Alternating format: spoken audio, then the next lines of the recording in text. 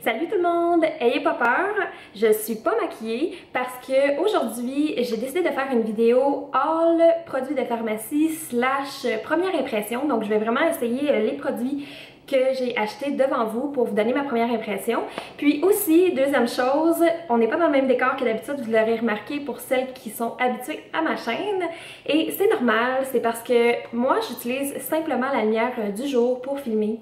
Puis, depuis que j'ai déménagé, mon nouveau bureau est orienté vers l'ouest. Puis, ce qui me cause vraiment des problèmes pour filmer parce que la lumière m'aveugle vraiment durant la journée. Puis, si j'essaie de me cacher de la lumière dans la pièce, je suis vraiment dans l'ombre. Donc, c'est vraiment mieux pour moi de filmer orienté vers l'est comme je suis en ce moment. Puis, comme mes vidéos étaient faites avant que je déménage.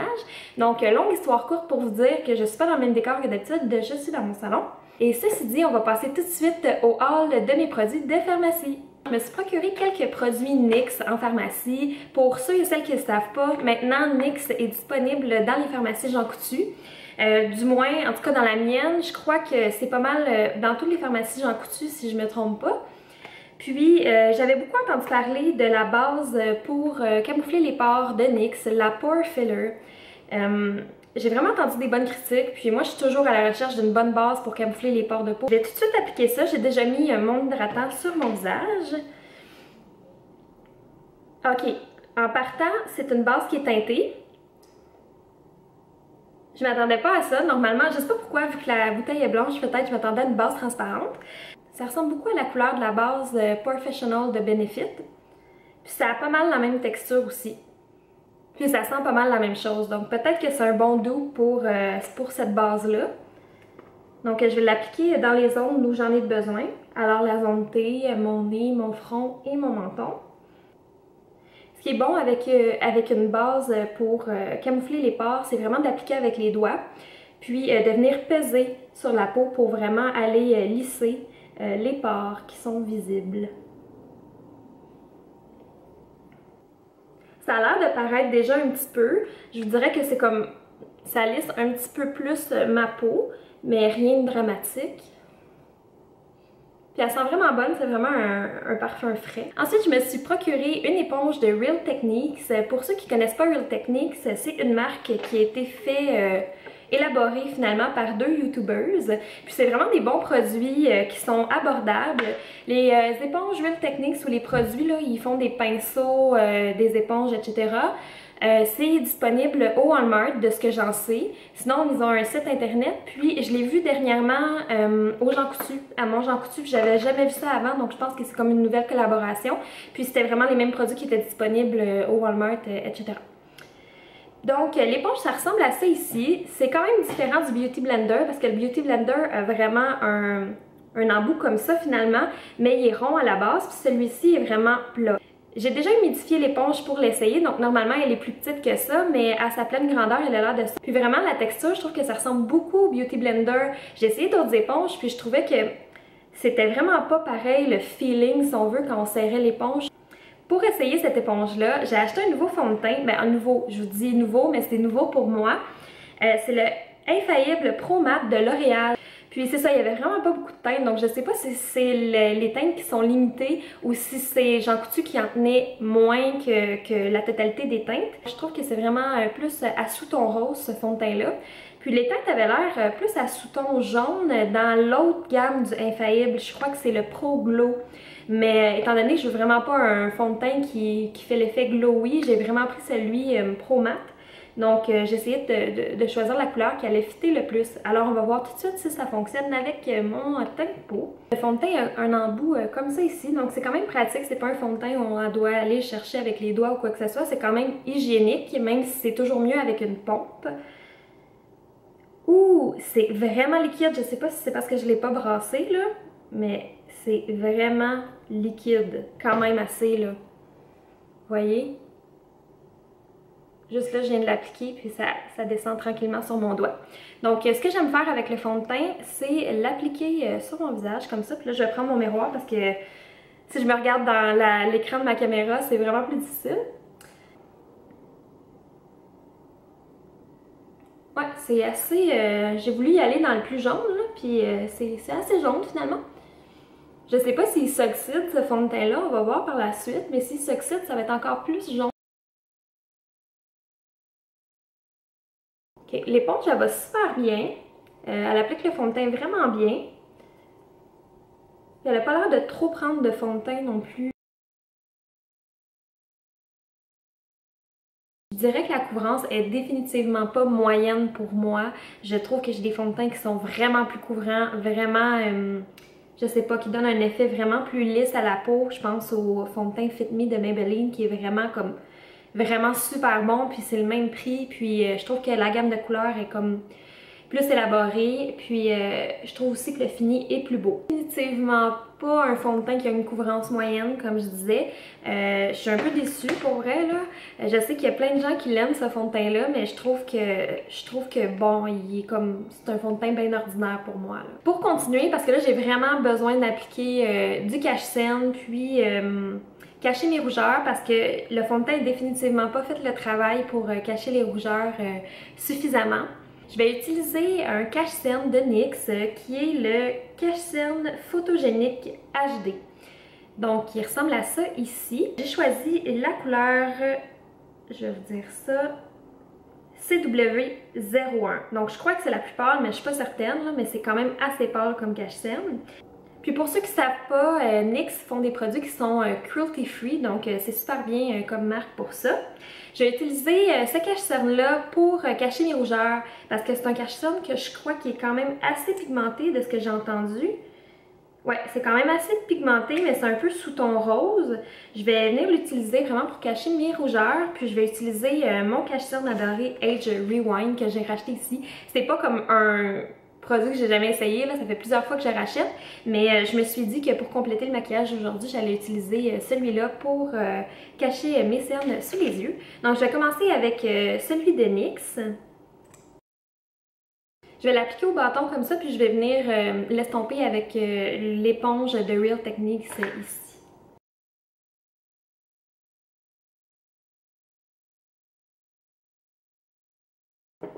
C'est un cache-cerne qui a l'air vraiment sec. Je l'applique, puis, tu sais, oui, c'est liquide, mais il est quand même assez consistant, puis je trouve qu'il a l'air de sécher rapidement. C'est pas que ce que je préfère dans un cache-cerne, surtout que quand on a des rougeurs, souvent, c'est des zones qui sont plus sèches de notre visage. Je vais voir en l'estompant avec l'éponge ce que ça donne.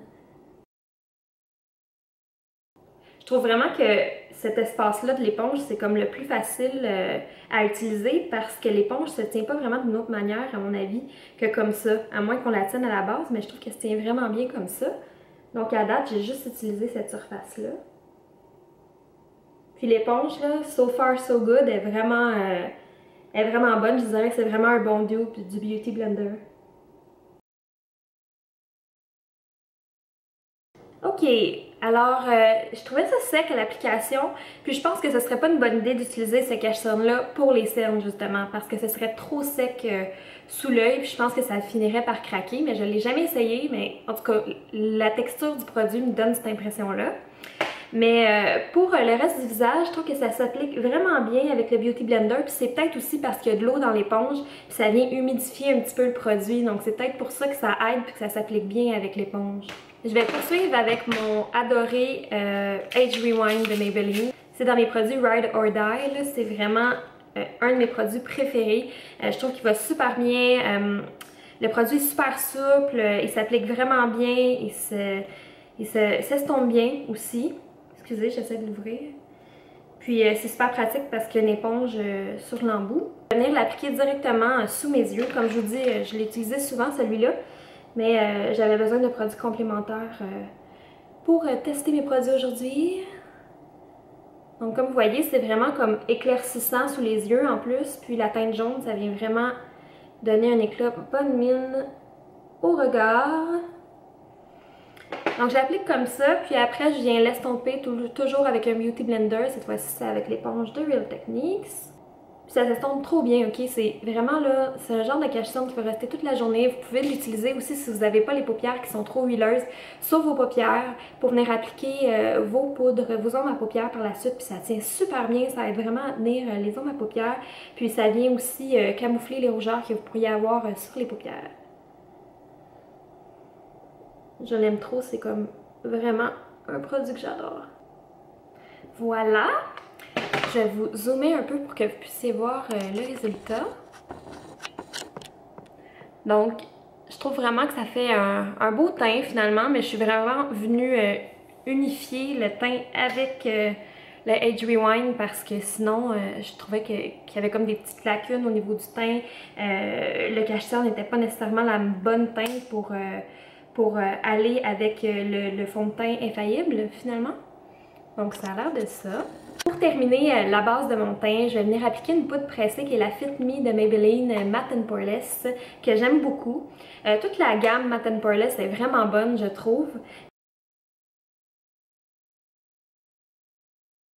Je vais venir réchauffer mon teint un peu avec la poudre bronzante Oula de Benefit. Ça aussi, c'est un produit que j'avais déjà, puis c'est un produit qui est plus high-end, qui est plus dispendieux, qu'on peut retrouver au Sephora ou sur le site de Benefit. Je vais l'essayer encore une fois avec mon éponge. Je vais vraiment comme tout essayer avec mon éponge le plus possible pour voir comment ça fonctionne, mais à date, elle va super bien. Puis j'aime vraiment beaucoup le fait qu'elle ait un côté plat, ce qu'on retrouve pas avec le Beauty Blender. Je sais pas si j'ai dit que c'était l'éponge de Real Techniques quand je l'ai repris tantôt, mais oui, c'est ça. Je trouve que vraiment, ça va super bien l'espace qui est plat ici. Puis je vais venir simplement faire descendre sur ma joue, faire une ligne un peu avec l'éponge. En tapotant.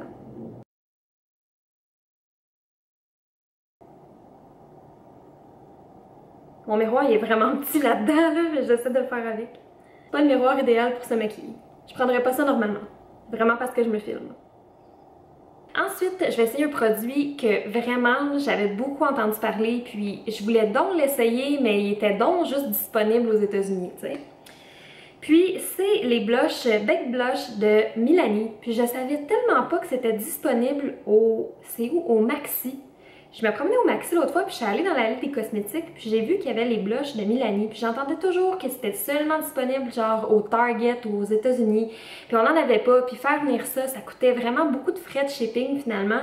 Donc j'avais laissé tomber ma quête de ce blush. Puis finalement, je l'ai trouvé au Maxi. J'en revenais pas d'avoir trouvé ça au Maxi. Il restait seulement un emballage de la teinte 05 Luminoso, que je sais pas si vous en avez entendu parler sur YouTube, mais c'est la grosse affaire, c'est vraiment une teinte qui est supposée d'être super belle sur les joues. Puis, je vais essayer de l'ouvrir. Ok, ça ressemble à ça ici. C'est vraiment un beau blush là. C'est vraiment un genre de corail rosé. Je pense que ce serait super beau pour le printemps, mais on est à l'automne, puis je vais quand même le porter, tu sais. Pour l'appliquer, je vais utiliser un pinceau de Real Techniques qui est le Buffing Brush. Les baked blushs, normalement, sont réputés vraiment... Tout ce qui est baked, là, baked eyeshadow, peu importe, c'est vraiment réputé pour avoir une belle pigmentation. Donc, je vais y aller léger au début, parce que je ne vais pas me retrouver avec les joues super roses. Je vais taper un petit peu l'excès. Puis, je vais venir appliquer ça sur mes joues. Ouais, c'est super beau. Comme je vous dis, il faut y aller avec la main légère. Mais c'est vraiment une belle teinte. C'est vraiment beau, là. Je trouve ça super beau à la caméra, là. Comme encore plus beau qu'en vrai, on dirait. Je trouve ça vraiment beau, là. Ça ajoute vraiment... je sais pas, ça éclaircit le teint. Je trouve vraiment que c'est beau, là. Donc... ce produit-là, comme je vous dis, je l'ai trouvé au Maxi, puis je vais vous donner toute la liste des prix, des endroits où j'ai trouvé les produits, des endroits où ils sont disponibles dans la barre de détails en dessous, comme d'habitude. Ensuite, j'étais vraiment curieuse d'essayer des nouveaux produits pour les sourcils parce que j'aime donc ma pommade de Anastasia Beverly Hills avec le pinceau de Anastasia aussi. Je trouve que ça va tellement bien, mais je suis rendue tellement habituée avec des pommades, puis je trouve que ça donne pas nécessairement toujours un effet naturel, surtout quand on n'est pas habitué d'utiliser des pommades. C'est quand même difficile au départ, donc je voulais inclure dans mes tutoriels des nouvelles façons de faire ses sourcils. Donc, j'ai décidé plutôt que d'acheter le Brow Wiz de Anastasia Beverly Hills, qui est comme vraiment populaire, d'acheter plus une marque de pharmacie. Donc, je suis encore allée vers NYX, qui est supposé de faire un crayon pour les sourcils, qui serait un dupe du Brow Wiz de Anastasia. Donc, c'est le NYX Micro Brow Pencil. Donc, ça ressemble à ça ici, puis c'est vraiment comme... Ils ne sont même pas forcés pour pas que ça a l'air d'un dupe du Anastasia Beverly Hills. C'est vraiment pratiquement le même emballage. Je vais commencer par brosser mes poils de sourcils vers le haut. Je vais venir appliquer le crayon dans le bas. J'essaie d'y aller vraiment délicatement. Puis les crayons, c'est vraiment une bonne alternative, comme je vous disais, quand vous êtes plus pressé, quand vous voulez quelque chose de plus naturel aussi, parce que les pommades, c'est vraiment plus dense, ça donne une couleur qui est comme plus riche, plus foncée. Donc si vous voulez quelque chose de naturel, je pense que c'est une bonne alternative, le crayon. Il va super bien, même s'il est dur un peu, il faut juste peser un petit peu plus fort. Puis aller vraiment en faisant des petits traits là, pour imiter les sourcils.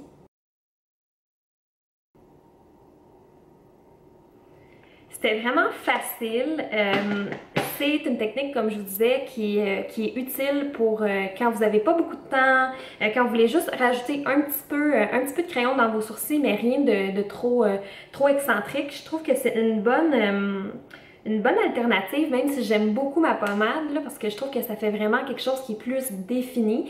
Mais si vous aimez le style de sourcil qui est vraiment naturel, puis qui a vraiment pas l'air trop dessiné, là, je vous conseillerais vraiment ce crayon-là. Il est super bon, puis il s'applique super bien. Ensuite, je me suis procuré un autre produit dont j'ai entendu beaucoup parler, qui est aussi pour les sourcils. C'est un gel à sourcils de L'Oréal. C'est le Brow Stylist Plumper. Donc, ce produit ici que vous pouvez retrouver aussi en pharmacie. Alors, je vais tout de suite essayer ça par-dessus le crayon de NYX.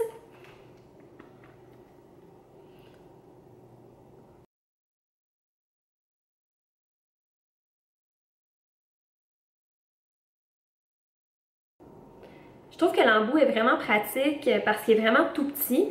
Donc ça facilite vraiment le travail, surtout si vous avez des sourcils qui sont quand même assez minces. Puis je trouve qu'il n'y a pas trop de produits qui se déposent sur les sourcils, donc c'est parfait, on peut vraiment y aller tranquillement, puis ça s'applique super bien. C'est sûr que pour la tenue, je pourrais pas vous dire tout de suite parce que je l'ai jamais essayé, mais je trouve que vraiment ça s'applique bien, puis le produit semble quand même assez souple, ça semble pas faire vraiment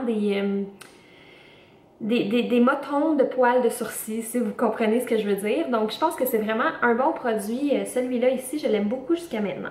Pour poursuivre, j'ai appliqué du mascara. Je vais pas faire de maquillage des yeux aujourd'hui parce que j'ai simplement appliqué, comme vous avez vu tantôt, du cache-cerne pour unifier ma paupière. Puis je veux un look vraiment naturel. Si j'applique pas de don à paupières de jour en jour, c'est vraiment plus quand j'ai une sortie ou quelque chose de spécial, je vais aller faire un maquillage des yeux. Si vous voulez voir une première impression de produits de maquillage pour les yeux, je vous invite à aller voir ma première impression des produits Colourpop qui sont vraiment super abordables. Donc je vais appliquer tout de suite une couche de mascara.